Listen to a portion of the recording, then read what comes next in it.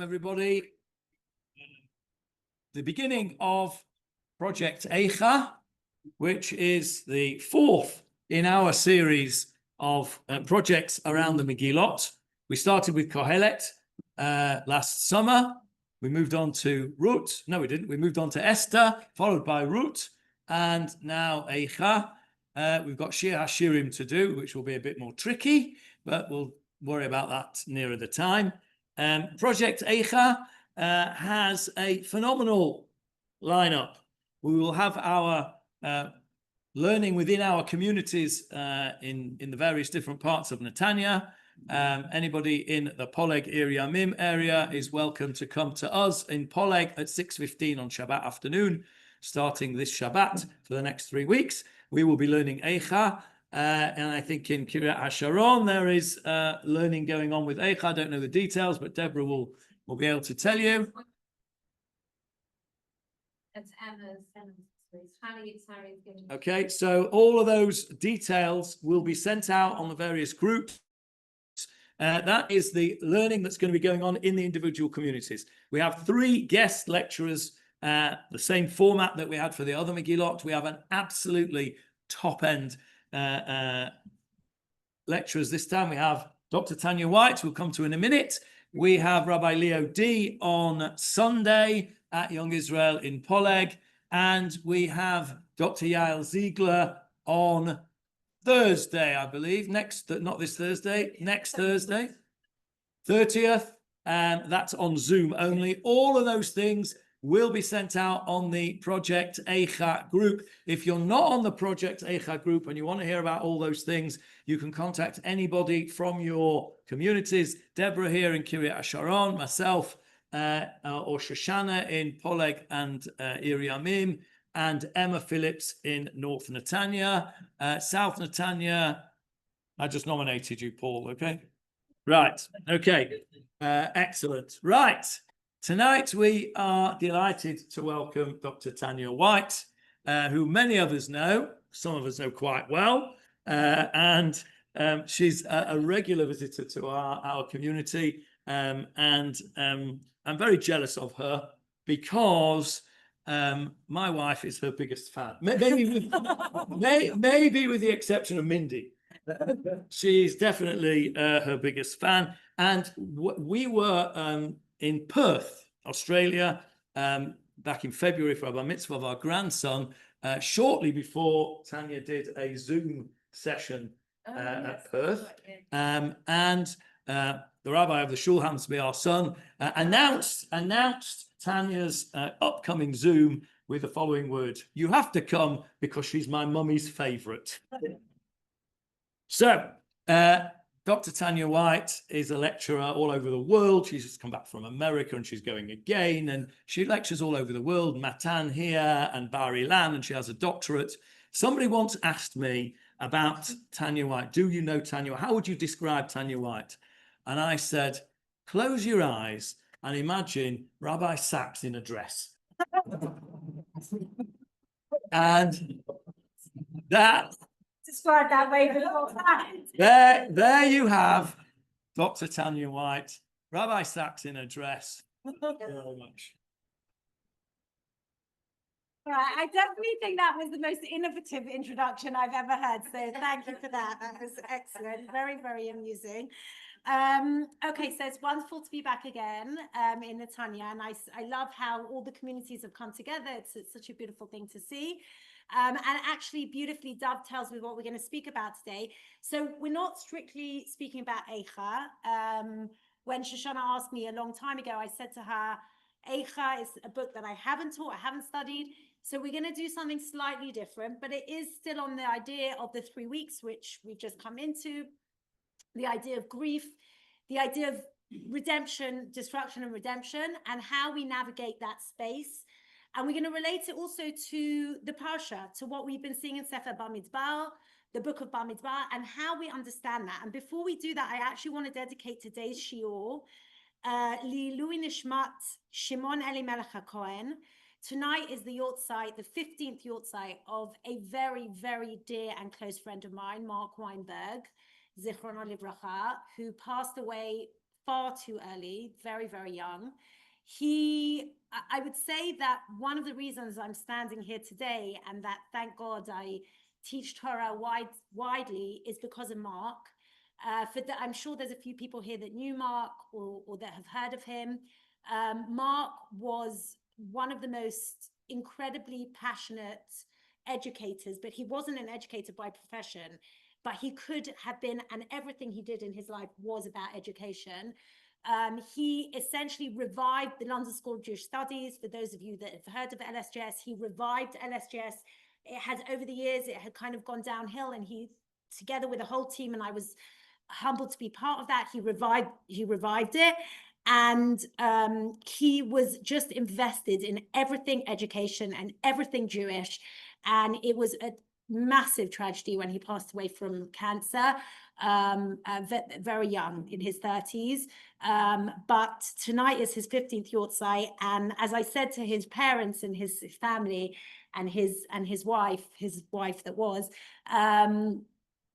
that somehow, I didn't even know it was his Yortzeit tonight when I agreed to this months ago, but somehow it always seems to fall his Yortzeit on a day that an evening I end up teaching.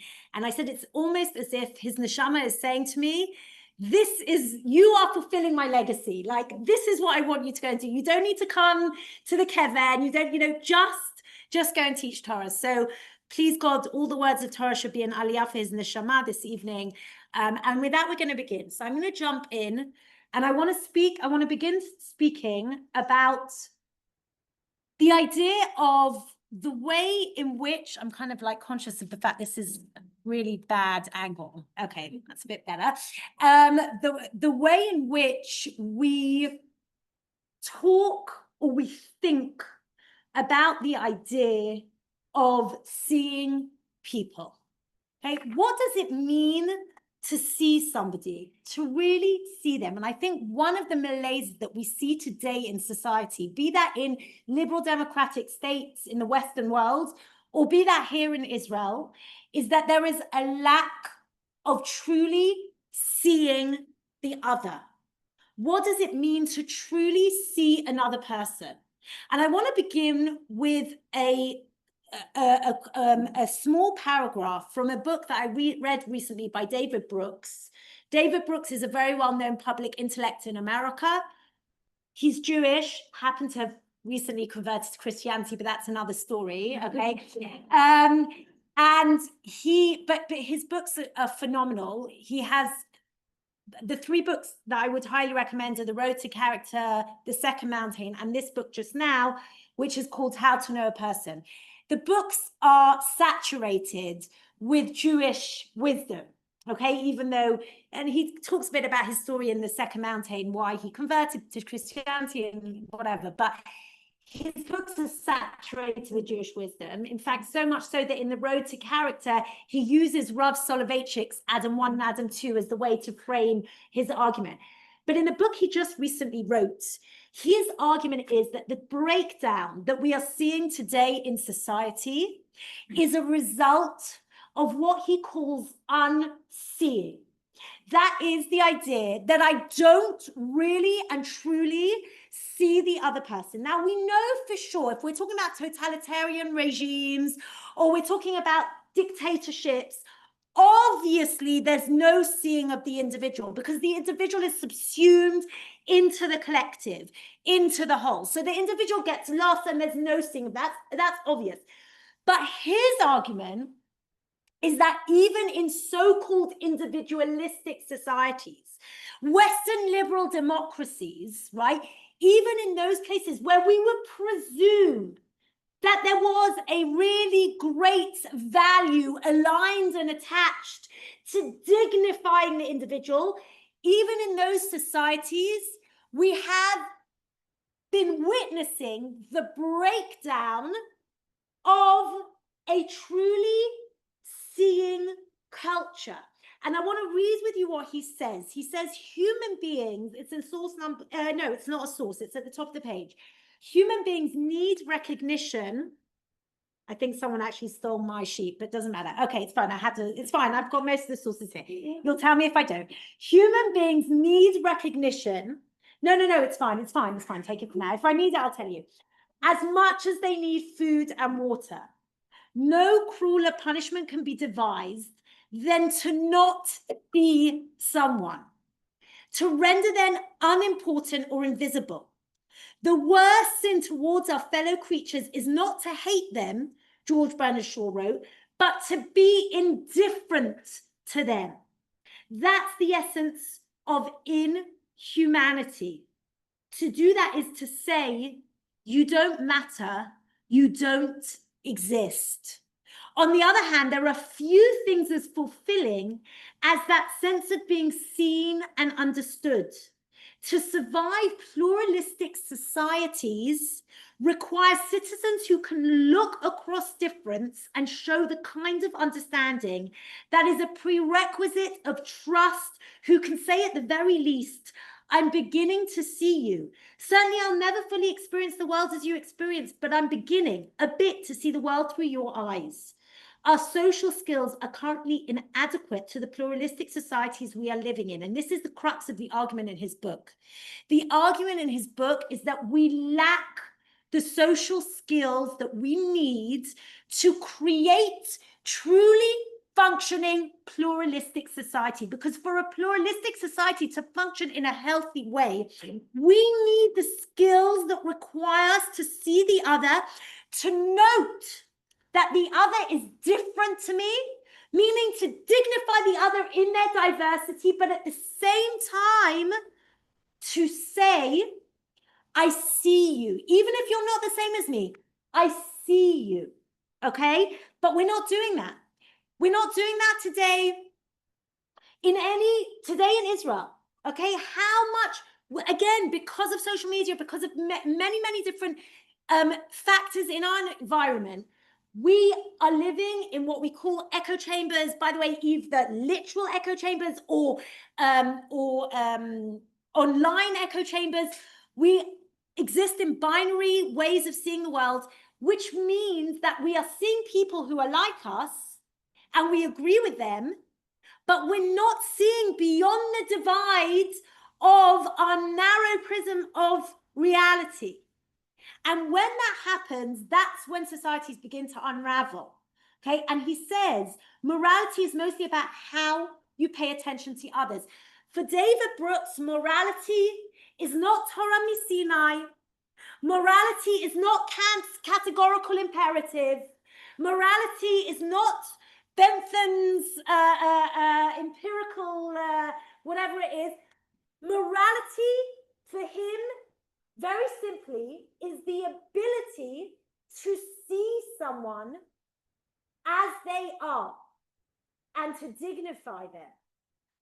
Moral behavior happens continuously throughout the day, even during seemingly uneventful and everyday moments. And I want to take this idea from David Brooks, which I think it's a brilliant way, and he develops it obviously in a much broader way than I brought in just this source.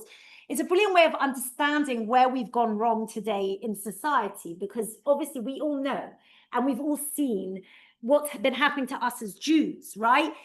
In campuses in America and in many other spaces online. And we know what happens when you don't see somebody and you don't allow for there to be, because by the way, when you see someone, when you truly see someone, you allow for complexity. You allow for areas and spaces that are not known, because the seeing of another person doesn't mean I know them. It definitely means the opposite. It means there are spaces and places in that person that I don't necessarily know and that I can't necessarily access. And yet I still dignify and see that person and say, I am seeing you. Okay. We're going to take this much later as we go on to the space of grief, to the place of when someone's grieving. Okay, you haven't got yet to the book of Eov, but when you do, whenever that happens to me, I'm very happy to come and speak, because that's my place, right? Less than Eichah. But the book of Eov is a book about people that don't see someone in their grief. Okay, they are, in Israel, we call it shkufim, right? The invisible people in society, right? And that causes an immense amount of suffering. And now I want to take us to the Jewish perspective. And if we look at these 3 weeks that we're in, that began with Shiva Asar B'Tammuz, and we'll end with Tisha B'Av, the 3 weeks that we call the weeks that we are grieving over the destruction of the temple, right? We are told that one of the reasons that the temple was destroyed is because is what? Sinat Chinam. What does Sinat Chinam mean? Baseless hatred. What is baseless hatred? It's the act of unseeing. Okay, and I'm going to show you where and how the rabbis understand that baseless hatred, that the destruction of the temple, that exile happens because of unseeing. Those of you that know the story of Kamsa and Bar Kamsa, okay, we're going to read it inside very, very quickly. It's the story that the rabbis say is the beginning of the destruction of the temple. And I want to read you the story. And as we're reading, I'm going to read very fast. Most of you should have sheets. I was told to make 25 copies, so I apologize, there's not enough, okay? But just share between you, those of you that have, okay? The story of Kamsa and Bar Kamsa is a story, and I want you to note it as we read it. I want you to think about the question, who are the rabbis in the Gemara blaming for the destruction of the temple? And I want us to understand why they choose a specific group of people, okay? The Gemara explains, Jerusalem was destroyed on the account of Kamsa and Bar Kamsa. This is as there was a certain man whose friend was named Kamsa and whose enemy was named Bar Kamsa. He once made a large feast and said to his servant, "Go bring me my friend Kamsa." The servant went and mistakenly brought him his enemy, Bar Kamsa. The man who was hosting the feast came and found Bar Kamsa sitting at the feast. The host said to Bar Kamsa, "That man is the enemy, Baal Devava, the man of that man, and that is, you are my enemy.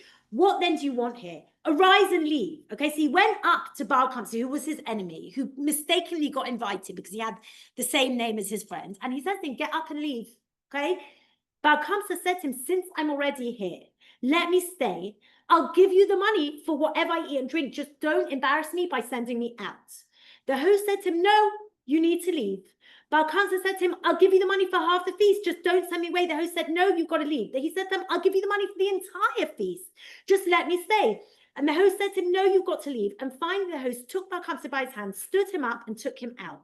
After having been cast out from the feast, Bar Kamsa said to himself, since the sages were sitting there and did not protest the actions of the host, although they saw how humiliated he was, how he humiliated me, learn from it that they were content with what he did. I will therefore go and inform them against them to the king. And he went to the emperor and he tells them the Jews have rebelled against them. I'm not going to read the whole of it, but basically what then happens is we have this whole description where he tells the emperor, tells the government to test them.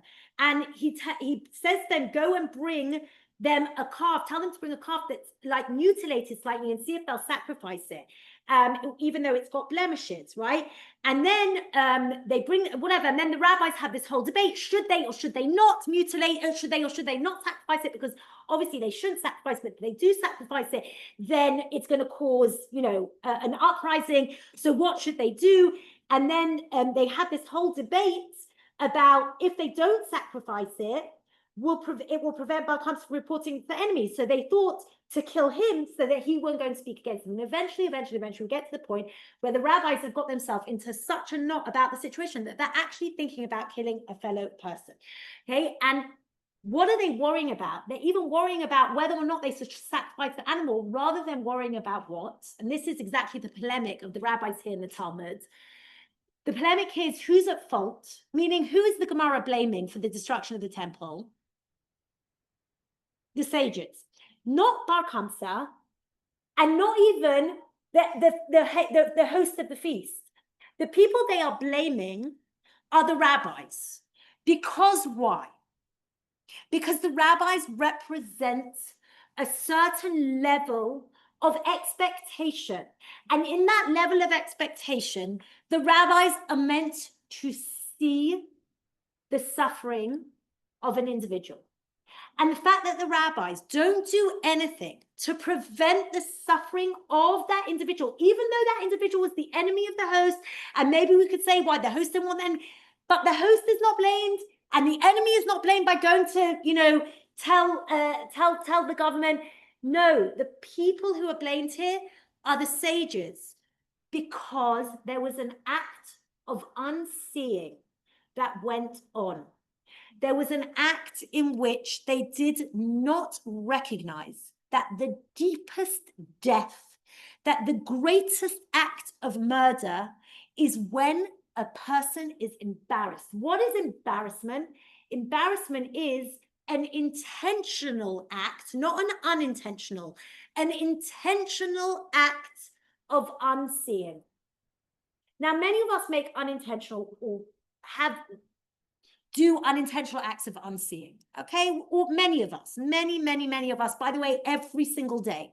When we objectify people, okay, we see them as objects, okay? Whether we're going into the supermarket and doing our shopping and the person at the till is putting the thing through and we're not seeing the person, okay? Whether it's, I don't know, there's a million different ways, the cleaner in a building or whoever it happens to be, okay?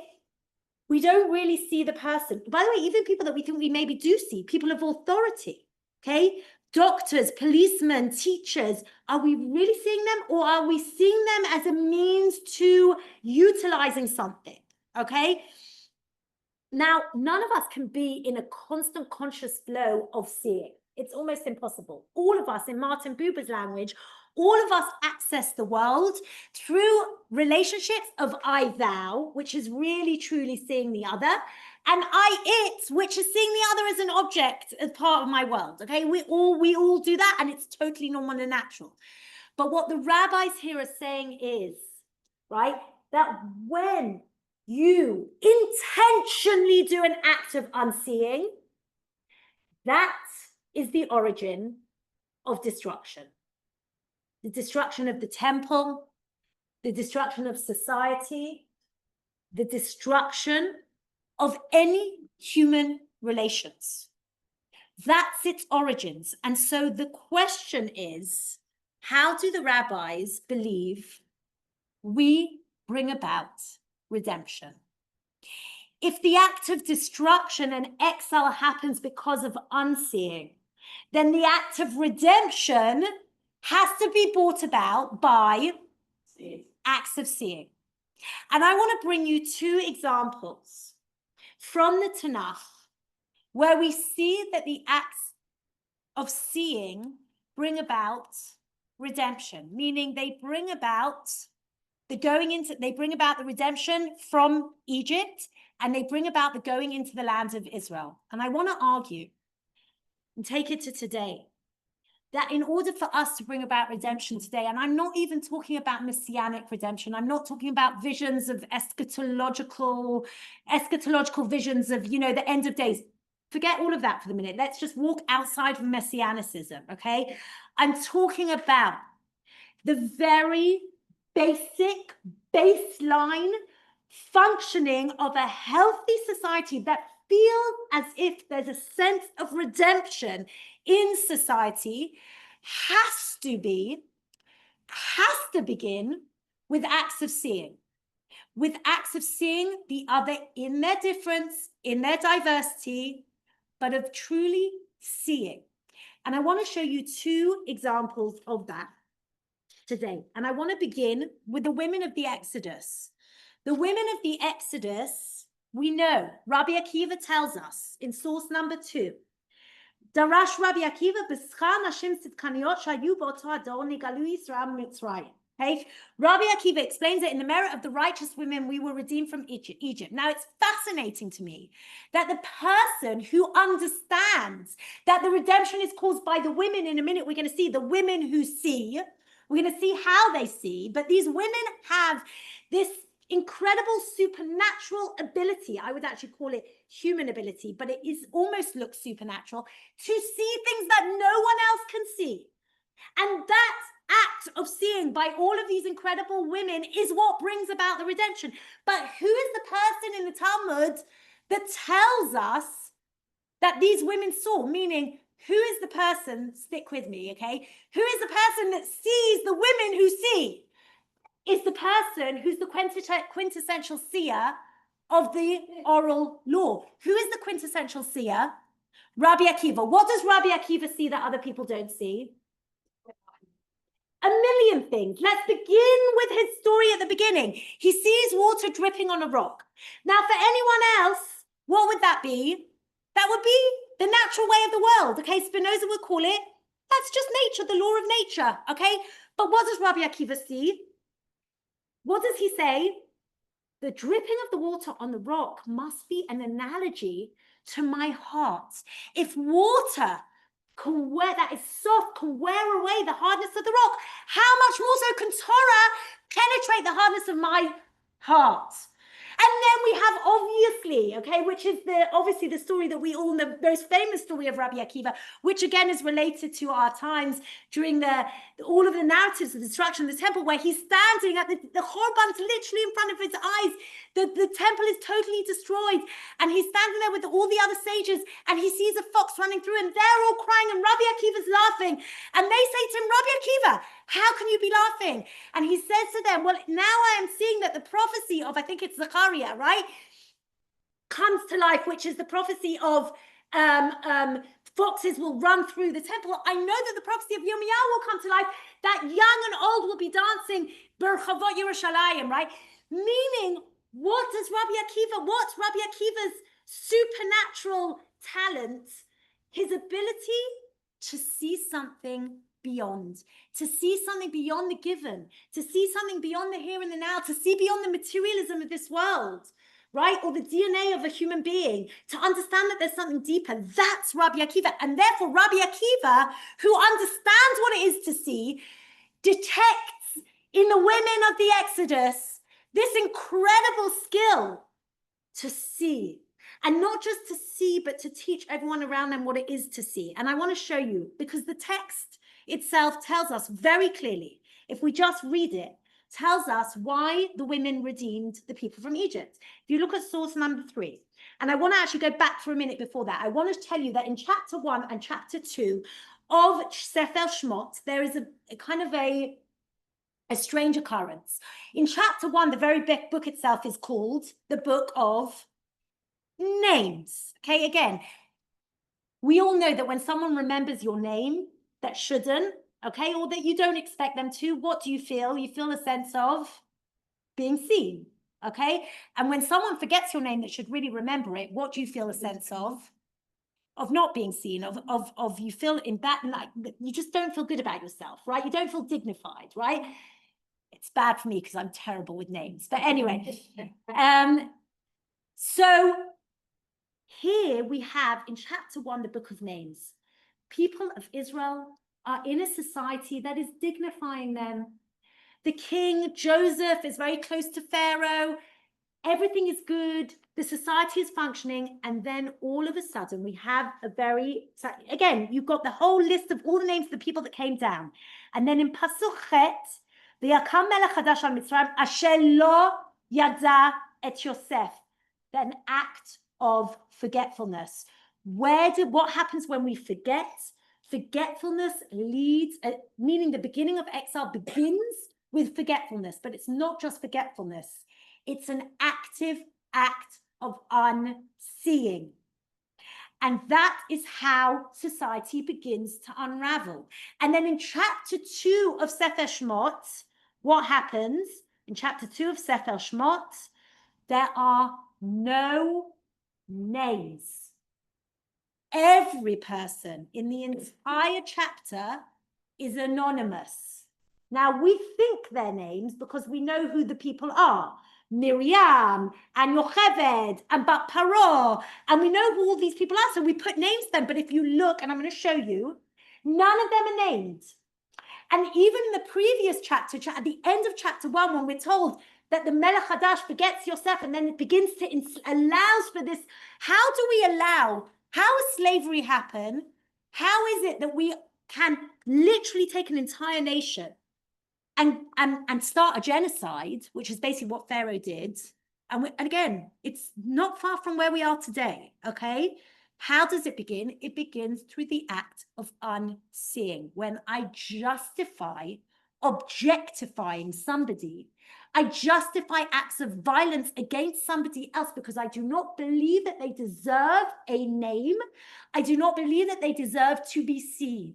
And so in chapter 1, we begin that journey. We begin the journey into slavery. And Shifra and Pua, the two midwives, by the way, you know the classic commentary, that's not their names.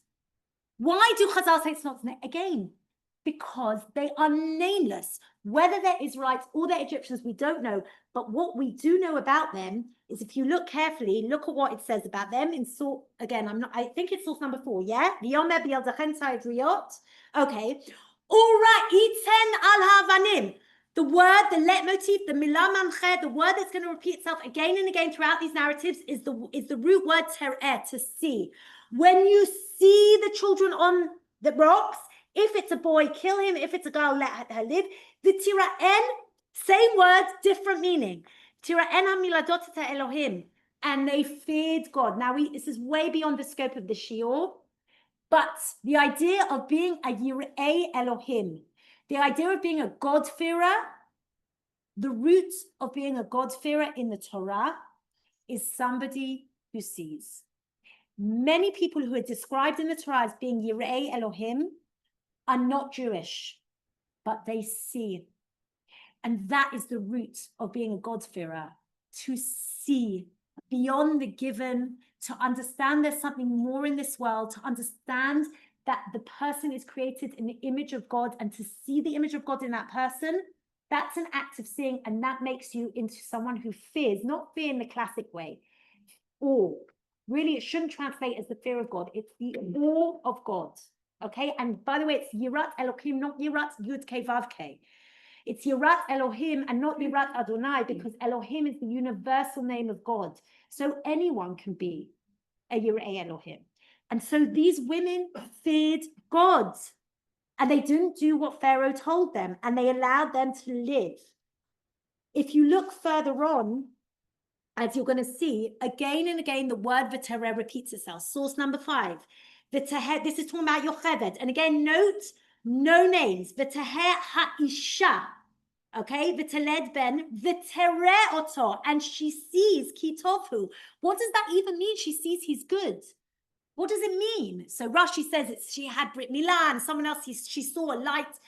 But in the most basic way of understanding the text, she sees something in him beyond the given DNA of a child. She sees the potential. She sees in him the potential for being a savior, or just being a human being, whatever it is.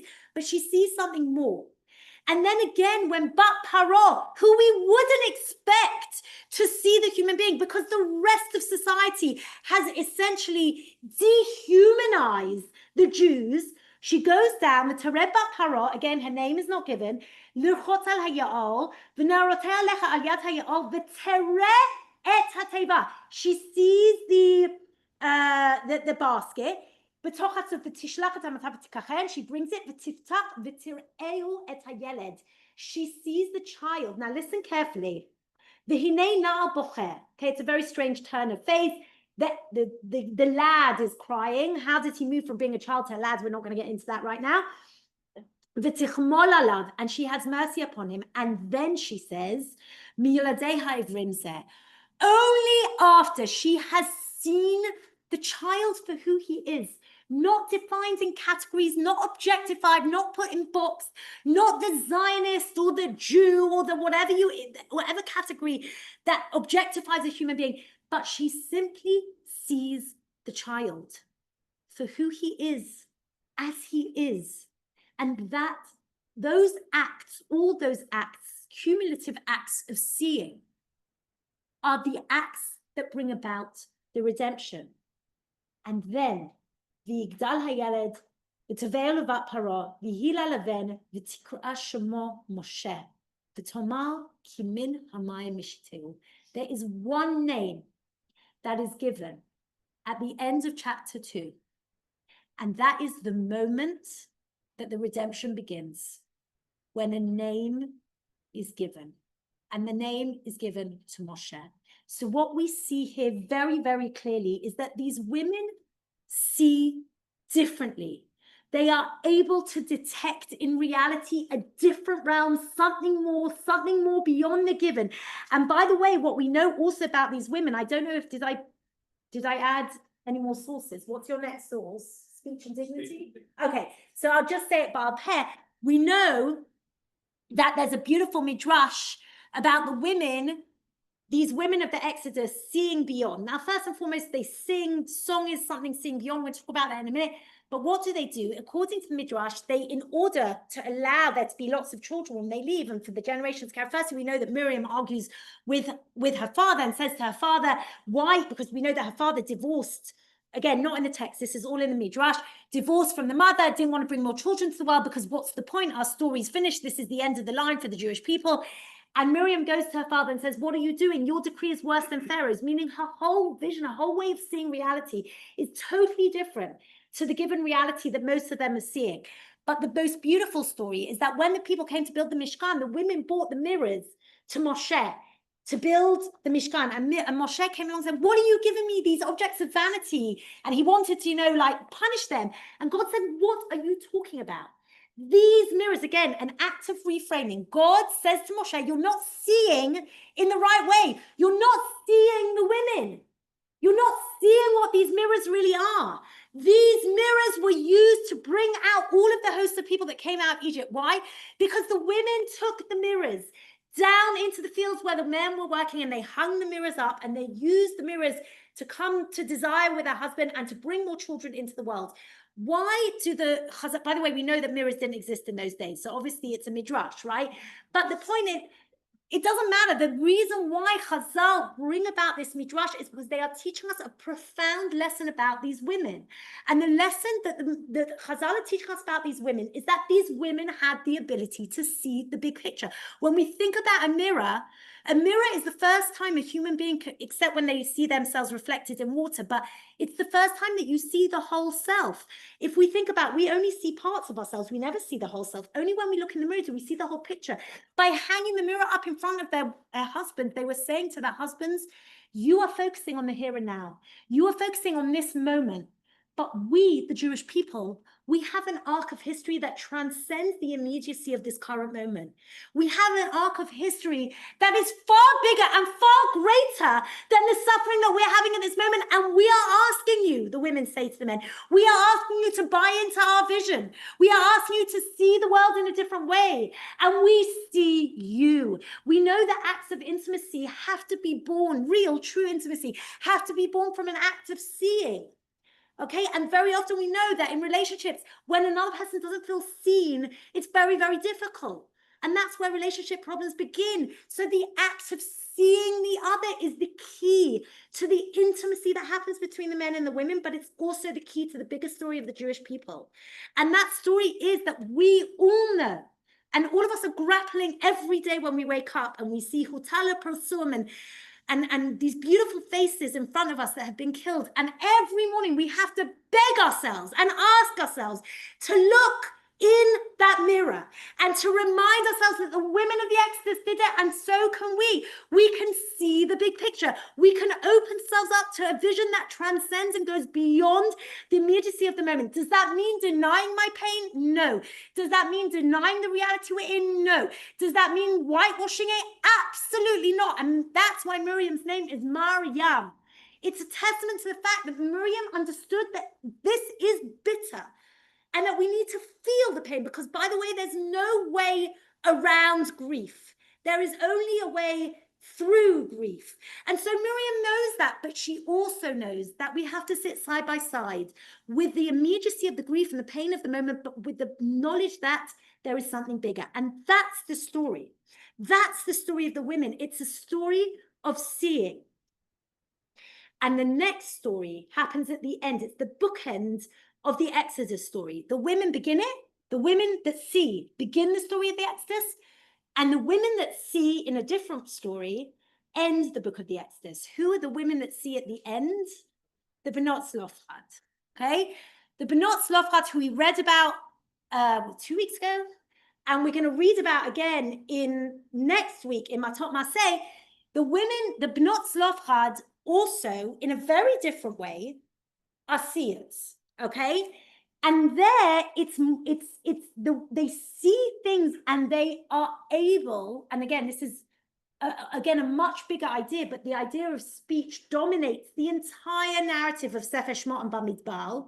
The whole of Sefer Bamidbar is about speech. Almost every single instant is related to speech, okay? If you think about Miriam's Lashon Hara, if you think about Moshe hitting instead of speaking to the rock, if you think about Korach and the opening of the mouth of the earth, if you think about Bilam and Balak and the cursing and the thing, so many different instances of the complaints of the people, the Meraglim, all of these instances about speech, because speech, the way in which we speak, how we use our speak, is also the key to a functioning, healthy, liberal, today you might call it pluralist society. If we do not know how to use speech, if we don't know how to speak to the other, we are doing an act of unseeing.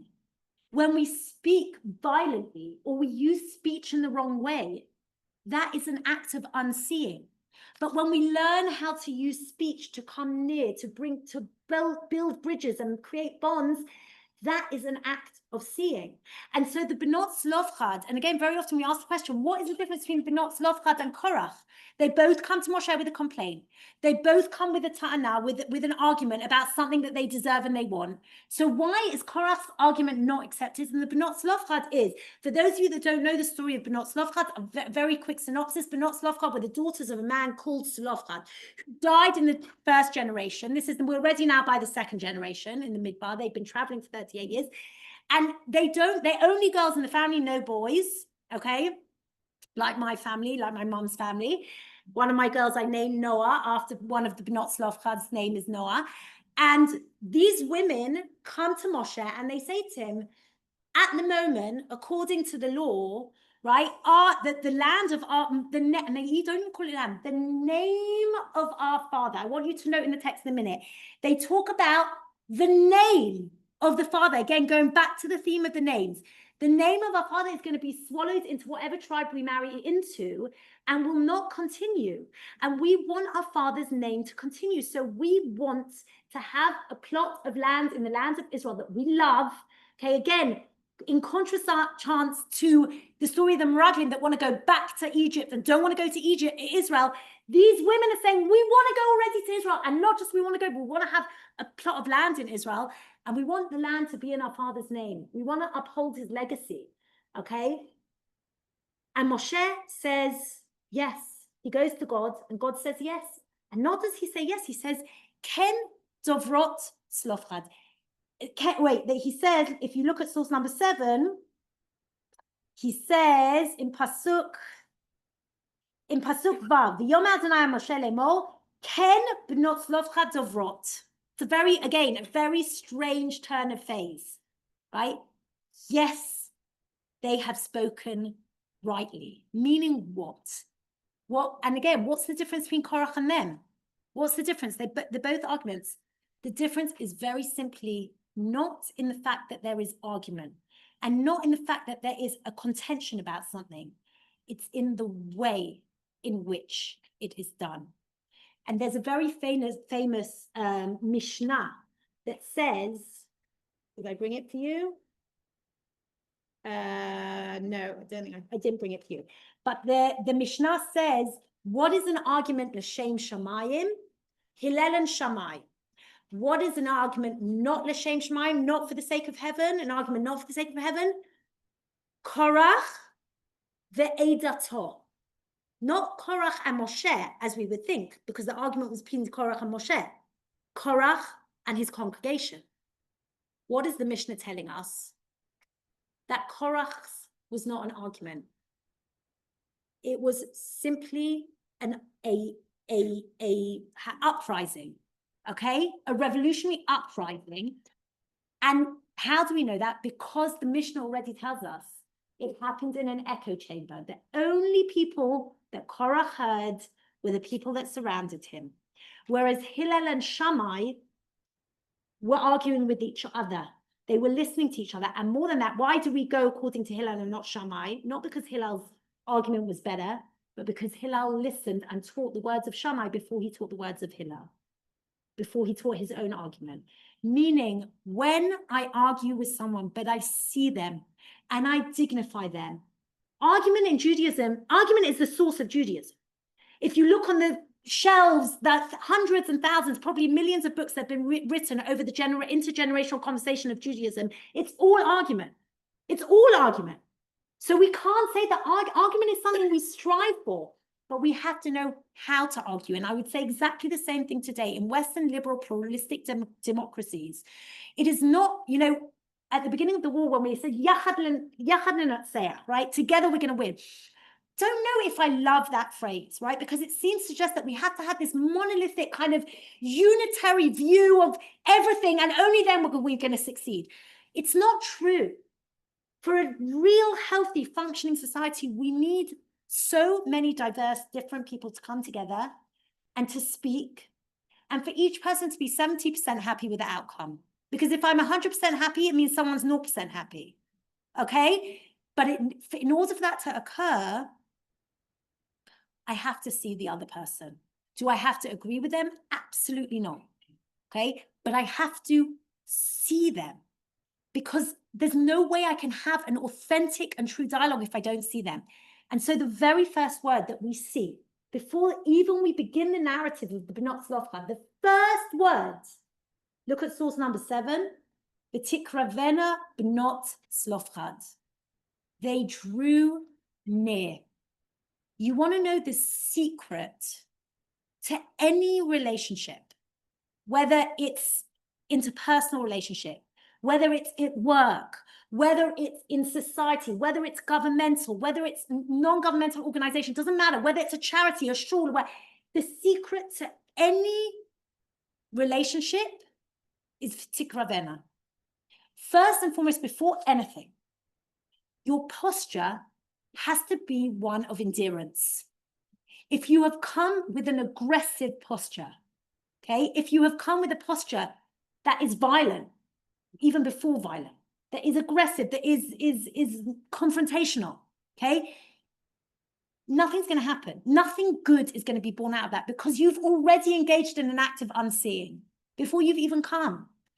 But the Bnot Tzlofchad, they come, and the very first thing they do is they see Moshe, they see the situation. According to the Midrashim, they're very learned. Okay, there's a brilliant phrase that someone said to me recently. I'm just looking because I wrote it down. I thought it was such a brilliant phrase. Yeah, it's apparently by someone called Glenda Dole. Someone lent me her book. It says, strong opinions loosely held.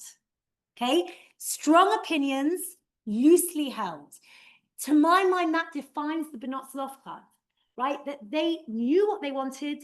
They had an agenda, obviously, but they were also willing to be flexible. They were also willing to, if Moshe would have come back and said no, to say, okay. And we know that because, and I'll tell you how we even know that even more so, because first time they come to him and they say to him all of this, and by the way, one other thing, very, very important, I want to read it for you. Pasuk Aleph. V'tikravena b'not Tzlofchad ben Chefer, ben Gilad, ben Machir ben Menashe, l'mishpachot Menashe ben Yosef, ve'elu shmot benotav. In one verse, how many names are given? Redemption begins by the erasure of names and the act of unseeing and forgetfulness, and exile begins, and redemption begins when we are able to redeem once again the act of naming. And so in one verse, all of the names, and then the names of the women who had to be anonymous in chapter 2 because they had been erased, literally, okay, by Pharaoh and Egyptian society. The women at the end of the bookend of the story, their names are repeated, by the way, not once, not twice, 3 or 4 times, I think 4 times. Their names are repeated again and again and again. In fact, I would say there's very few names of women in the whole Tanakh. I think these women are the most named women in the whole of Tanakh, okay? The Ele Shmot B'notav, Machla, Noah, V'chagla, V'milka, V'tirza, V'tarmodna, And they stood, meaning strong opinions, loosely held. They stood.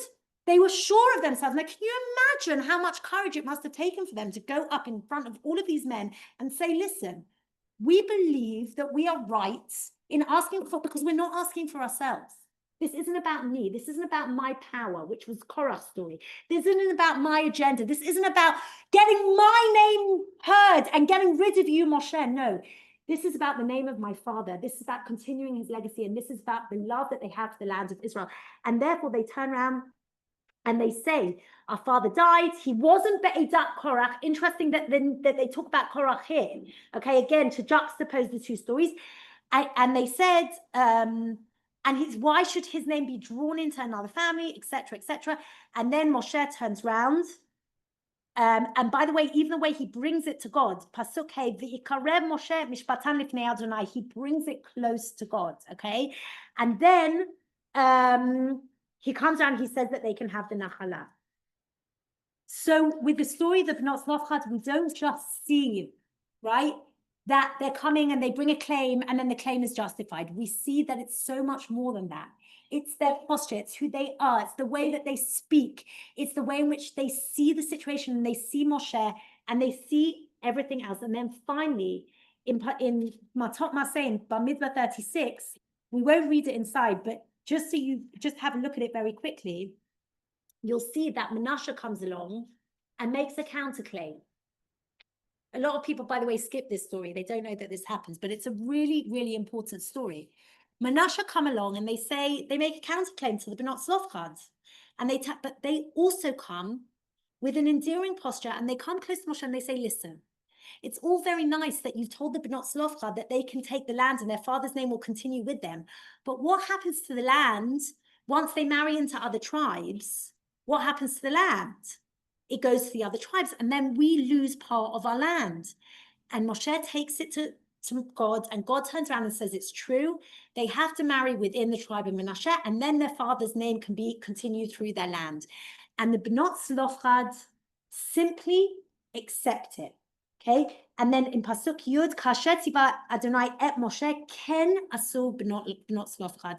And this shows us the type of women that they were, that they understood that their role was to bring the claim, to uphold their father's name. It wasn't about them.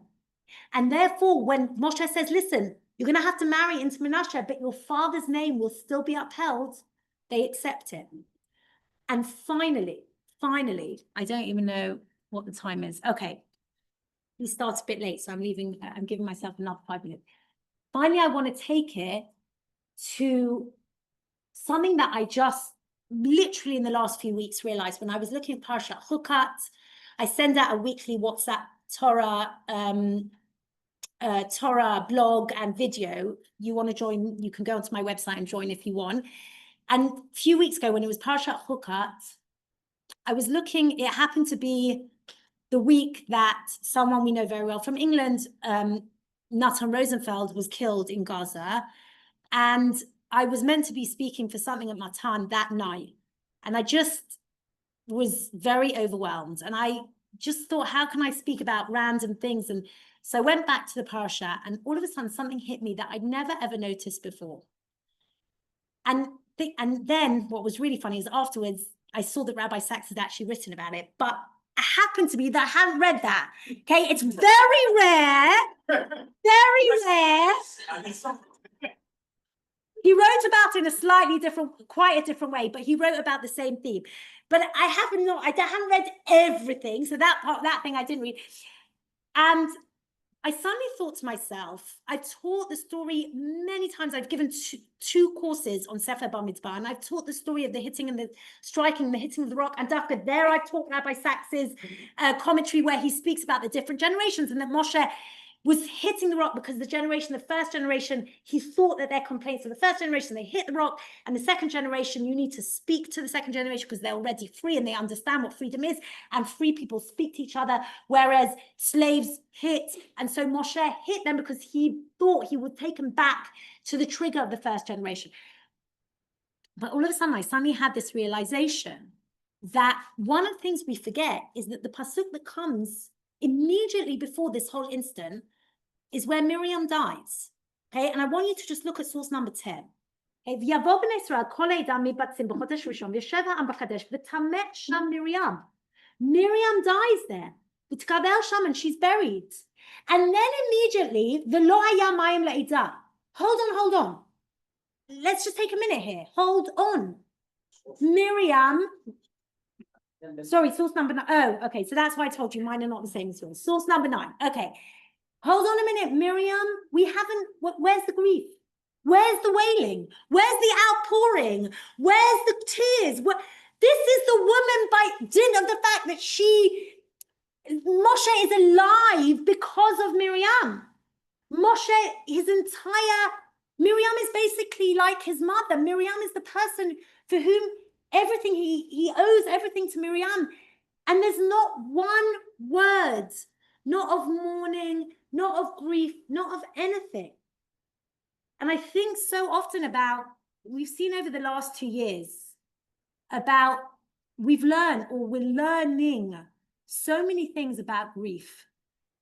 Our grief on personal, everyone, by the way, every person, whether you're near or not near to people who have lost people, or we're all grieving something. We all made Aliyah with a certain vision and dream, and on October the 7th, something shattered. Let's be real, okay? So we're all grieving, whether we're grieving narratives, whether we're literally grieving people we love that we've lost, we're all grieving something. And I think both personally and nationally, we're in this process of grief, and it does something to us on many different levels, and we constantly are learning how to navigate it. And one of the things that happens immediately when there's a massive shock is that you are left without words. Now, I know from my research that I did over many years of Holocaust theology, there was a 2-decade silence after the Holocaust. For 2 decades, there wasn't even the words to describe what had happened. There wasn't the word Shoah. No one knew how to describe this. There wasn't the word Holocaust. There wasn't the language to talk about the Holocaust. Okay, only, and again, there's the 3 big events that happened that changed things, right? The Eichmann trials, the 1967 war, and the publication of someone called Richard Rubenstein, who wrote a book called After Auschwitz in 1966, where he begins to bring about theological language to talk about the Shoah. But before the mid-1960s, no one's speaking. And part of that is that when there is something so cataclysmic, so shattering and so rupturing, there's no language, because language is order. Language is the way in which I order my reality. Language is universal terms that are accessible to most people, and they are a way that I take my subjective experience and translate them into objective categorizations and abstract terms in order to describe something subjective very often. Okay, but when there are no terms for it, because it's beyond universalization, because it's beyond categorization, because it's beyond order, okay, there is just silence. And I believe when I read, I read this again, and I thought to myself, hold on a minute, let's just stop here. And let's just think for a second. Let's see Moshe. Okay, let's practice what we preach and do an act of seeing. And I want to, for a second, see Moshe. No one else, just Moshe and Aaron, by the way, as well. Okay, obviously also in an immense amount of grief. They haven't had a second to process the grief of their sister before what happens, before the people complain. Why? Because the well of Miriam has dried up. And so the people complain. And they turn to them and they say, are we going to die in the desert like our brothers, like what happened before? And they say to them, all of us are all going to die here. But why have you brought us to this bad place? Now, what's very clear in their complaints, very clear to us, reading it from an objective perspective, is that this is not the same complaints as the first generation. The people here are complaining not that they want to go back to Egypt, that they want to go to Eretz Geffen Rimon. They want to go to Eretz Israel. But when you are so deep in rupture and cataclysmic shock and grief, you're not listening properly. You just want to get rid of these murmuring complaints. And what are you hearing? You're hearing the murmur of the complaints, the murmur, and it's taking you back to the trigger of the first generation that also complained. And what did you do? You hit the rock. What does Moshe do when Moshe is quite if you look at what happens when you come out the palace, he comes out the palace, he sees an Egyptian hit an Israelite. He understands deep within him that this is an act that is immoral. And what does he do? He smites the Egyptian. He is very impetuous, okay? That's a part of him that has to kind of be reigned over, but he's very impetuous. And when we grieve, when we are in that moment of rupture, we return to the primordial element of ourself, and we do what just comes to us. And so it's no surprise that even though God might have said to him, speak to the rock, there are no words. Language is not there for Moshe. It's just not there. He can't use language because language represents order, and there's no order in the moment of grief. And so he returns to the primordial kind of impetuous part of himself, and he hits and strikes instead of speaking. And there's something to me that is so profound in the aftermath of the story. What happens? So God we don't want to talk about what punishes, tells Moshe he's not going into the land. I don't want to talk about that part for the minute. I want to talk about the part of the people, because this again shows me that these people are ready to go into Eretz Israel. They are ready to build a society because they see Moshe, they see his grief, they understand. Okay, they complain because there was no water, but immediately afterwards they remedy that and they fix it. And what do? They sing the song of the well. If you look immediately afterwards, in source number 11, I think it is with you, okay, they sing a song to the well. It's a not so well-known song. Again, a bookend to the song of Az Yashir that they come out and Moshe sings and the people follow after them. This song doesn't have Moshe in it. This is a song that erupts solely from the people. And there they sing a song to the well. Who represented the well? Miriam, right? And they sing a song to the well, and they sing and they talk about all the different places that they've been to. And they talk about their journey. And they talk about, and I just want to read it for you, right? They talk about where they've gone to, Pasuk Yutret, Be'er Chafua Tsarim Karua Nizivei Ha'am, B'mechokek Mishnoatam Midbar Matana. They went from the Midbar to Matana, place Matana like a gift, or Matana Nachliel, or Minachliel Bamot, or Mibamot Hagai Asher B'stem Moav Rosh HaPiska, V'nishkafa Al Pnei HaYisimon, and then basically they talk about all the different journeys. And one of the motifs is walk going from the valley to the top of the mountains, right? But they talk about their journeys. And what are they doing here? They're doing something in my mind very, very simple. They are saying to Moshe, we recognize that we didn't give you the time to mourn for Miriam. We recognize that we were like spoilt children and straight away complained. And now we want to do what we want to give you, the gift that we didn't allow you to do. We want to sing Miriam's legacy. We want to take the essence of who she was, and we want to uphold her legacy. And what's the best way of doing that? Song. And what song? The song of the well, the song of Miriam, the song of the well. And so what the people are doing here is the people are literally giving a gift to Moshe. They are saying to Moshe, we see you, we see your grief, we see what you're missing, we see why you struck the rock instead of speaking to it. We see that you don't have the language of words at this moment to be able to articulate your grief and to articulate the legacy of Miriam. And so we will do it for you. And that is the song of the well.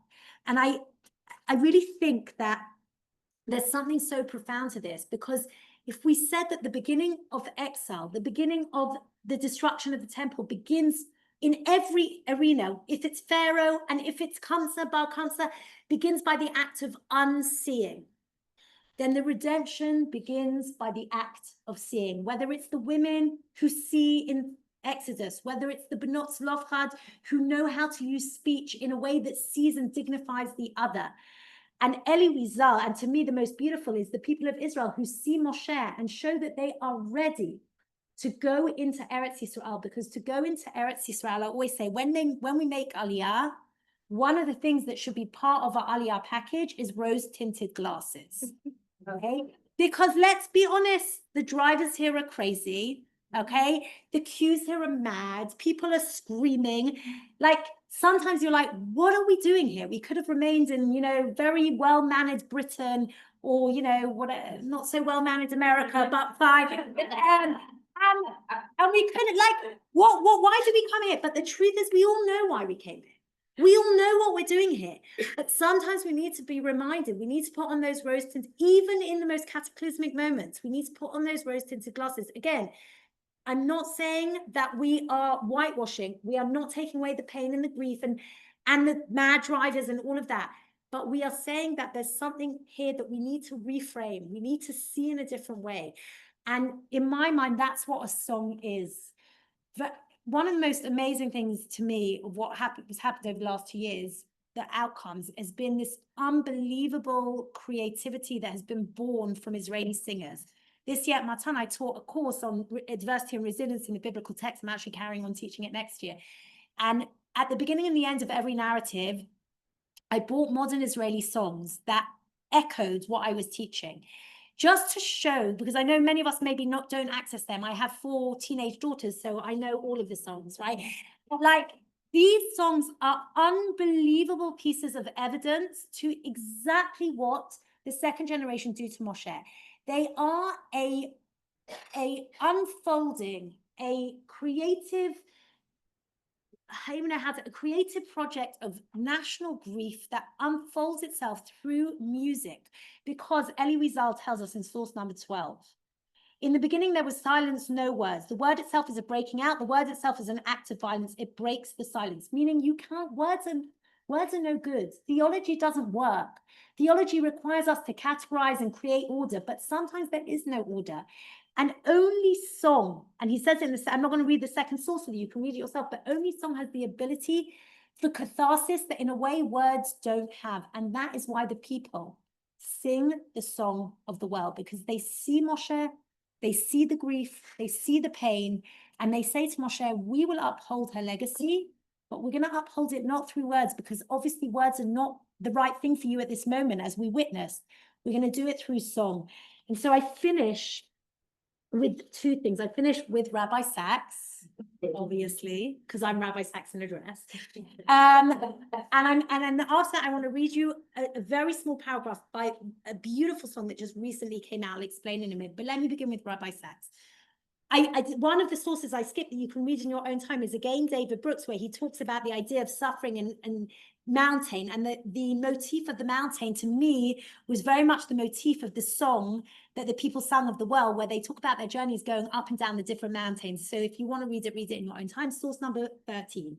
There are acts that are unforgivable, but the story must continue somehow. That is what the Torah is telling us through these 2 paragraph breaks in the middle of the verse. This is Parashat Pinchas, not directly related, but you'll see what is. There are audible silences. In them, the absence of words speaks more powerfully than any words could do. That, for me, is Jewish history after the Holocaust.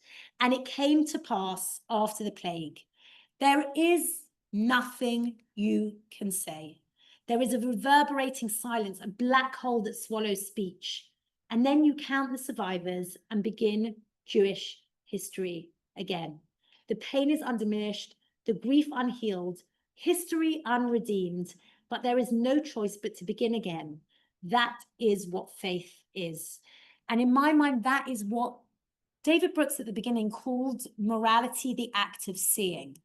In Judaism, again, there's many other philosophers that talk about this as well. Emmanuel Levinas and Martin Buber, and what we call the dialogical philosophers. And they all say the morality is born in the encounter with the other. Judaism says that, but Judaism says more than that.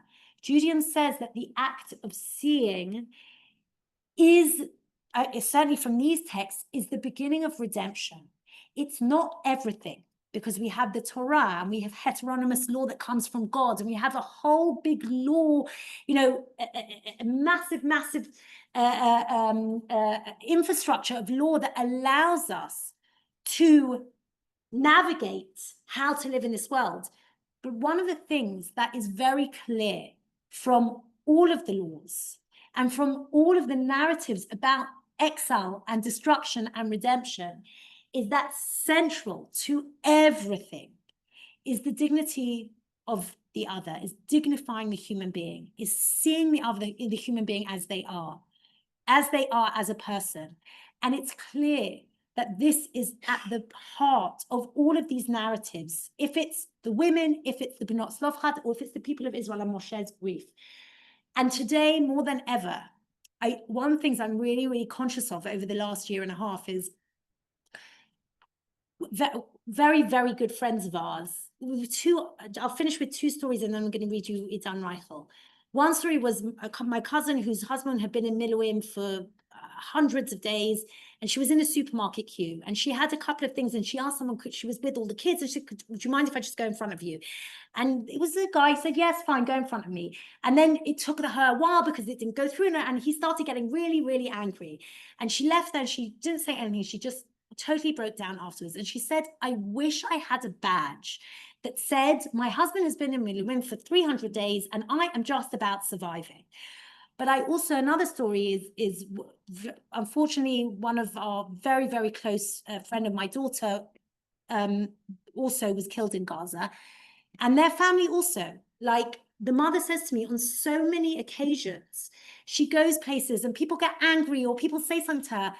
And she says she just remains silent. She said, but she wishes that she had something on her that said, I am grieving for my son that died in Gaza. And I think and again, we've got it in an extreme here, but ultimately, no one knows anyone else's story. There are so many things that are not seen, so many stories that people are not telling you, so many things about other people's lives. So sometimes one of the best things that we can do is to remain silent. One of the best things that we can do is just to say, I don't know that person's story. I don't know who they are.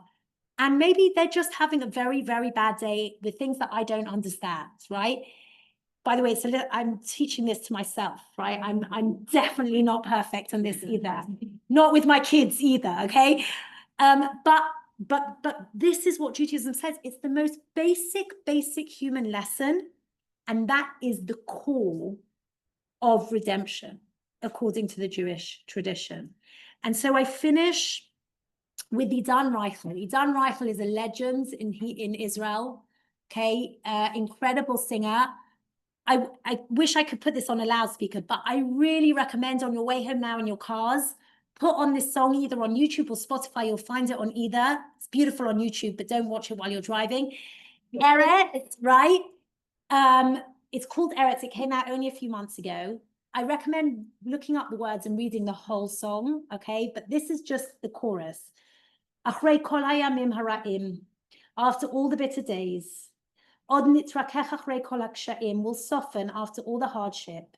B'midbar gam im yikach 40 shana, in the wilderness, even if it takes 40 years. Od yiyu chayim, there will still be life. Everybody's getting ready. It's such a, I'm telling you, you'll cry when you listen to it, right? Od nechaber shuv kol hakra'im, we'll stitch together all the torn pieces. Man yirapeh lanu et hapsa'im, time will heal our wounds. B'midbar gam im yikach 40 shana, in the wilderness, even if it takes 40 days. Eretz hutar lepersum, a land cleared for publication. Dakot dumia nipol v'nakum. A minute of silence, we will fall and we will rise. Thank you all. Any questions? You have to take any questions. If people are happy to stay for a minute or two, I'm happy for any questions. The phrase seeing a person, you defined it, Roger talk indirectly, I think, unless I missed something. Say that again. I described it as? Find it indirectly by all the incidents and so on, but I didn't hear, I don't think I heard a succinct sentence or two. Defining, because I think it's beyond definition. So I'll use the words of Martin Buber. When Martin Buber tries to describe an I, thou, if anyone's read Martin Buber's, do we all know who Martin Buber? Martin Buber is one of the most famous philosophers of the last century. Okay, and he wrote a book called I Thou, in which he describes what he calls an I Thou encounter between two individuals as the root of morality. And the ultimate I Thou encounter is obviously between man and God. And the way in which he tries very, very, very much to describe it. But his point is that the encounter happens in a space, and that description of the encounter, that space, is what he calls ineffable. Ineffability is the inability to describe. Why? Because exactly what I was talking about language, okay? Description is the way in which I objectify something in universal categories so that I can understand it and put it in an orderly scheme, okay?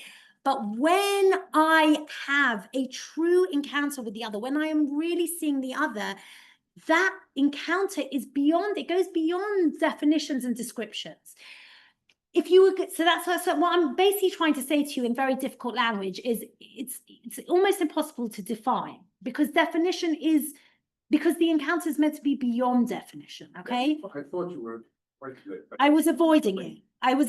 But if you were going to force me to define it, I would probably say the act of seeing is to recognize that this is the way I would define it, is to recognize that there is more to the person than meets the eye.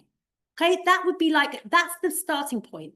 That when I look at that person, I'm seeing glasses, I'm seeing a color hair, color eyes, whatever it is, right?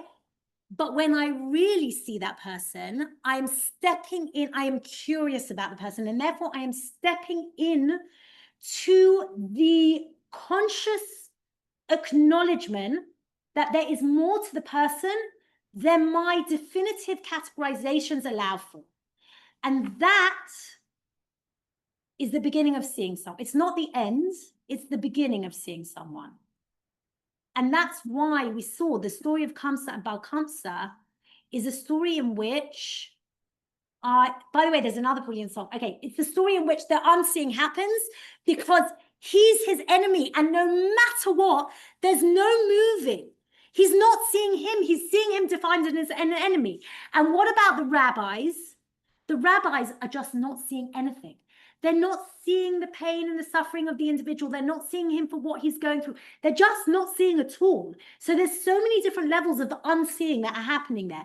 But to go back to another brilliant song before the war, to do with this, Hanan Ben Ari, do you know Hanan Ben Ari Wikipedia?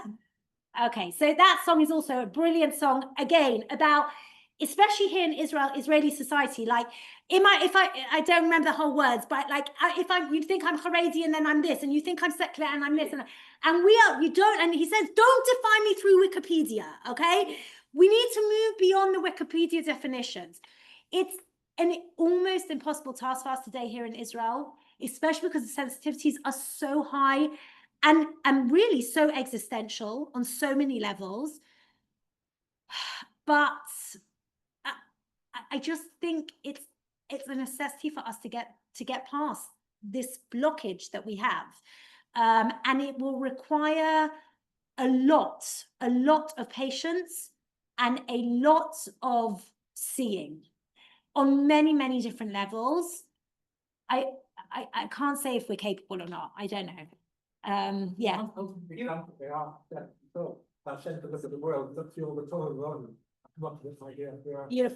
Beautiful. 100%. You use one phrase for the essence of a relationship, and I didn't get it. Ineffable?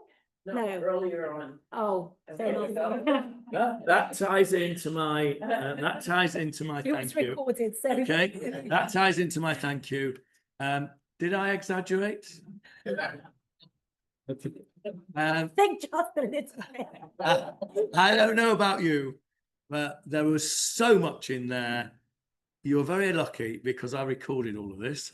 I will be sending out the recording in due course. I recommend that you all listen to it again and again and again, because that was absolutely phenomenal. I want to just finish the thank yous by saying something that I forgot to say. also to do with my wife. My wife is not. See, there's lots of Is not overly, let's put it this way, she's not overly free with her compliments, right? I don't remember many in the last 40 years, but I do remember one. Maybe she'll learn I something. do remember, maybe it's good that she's here. I do remember one compliment she said. She came out of one of the shiurim that I gave, and she said, that reminded me so much of Tanya White. And I thought, I've arrived. Thank you so much, Tanya. We're just brilliant. If anyone wants to ask I just want anyone to ask Simone would like to, as ties in with something actually that Tanya was talking about. Simone would like to say a few words about an organisation that her daughter is involved with. Come and say it to the recording, Simone, so that everybody else can hear it as well.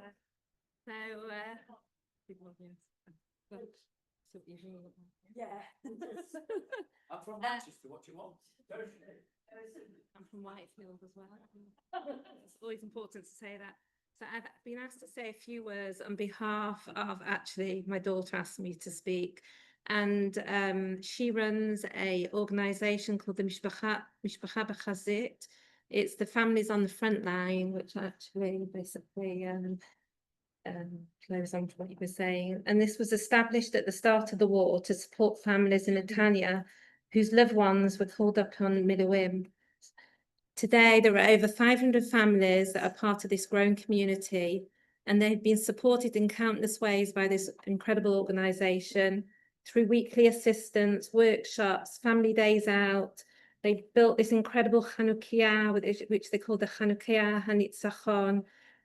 They run a Mischakiah for like the whole of like almost for a year. They send Mishloach Manat. They initiated pre-Pesach cleaning initiatives for all the families.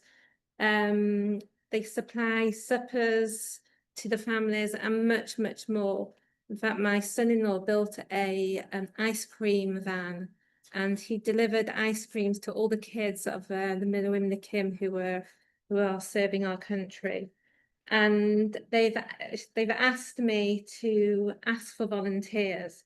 They're about to open a Mischakiah playroom that will run on Mondays and Wednesdays from 5 p.m. to 7 p.m. And this is going to offer a variety of activities and play areas for children. There are going to be teen volunteers who are going to help with the children, but the mothers are going to be coming as well. And they want volunteers to sit with the mothers, to listen to them, to encourage them, to help create a warm, supportive and uplifting atmosphere. There's going to be like a little corner, a coffee corner, and that will be there to help the mothers connect with each other and just to get support. So if anybody would like to give of their time, I have here my daughter's phone number. And you can contact her, send her a WhatsApp, and she'd be thrilled to have you. So thank you. Sorry. If you just read it and walk around, find the number. Phone number is there for everybody on the screen for the recording. It is 050 295 1552. Thank you, everybody.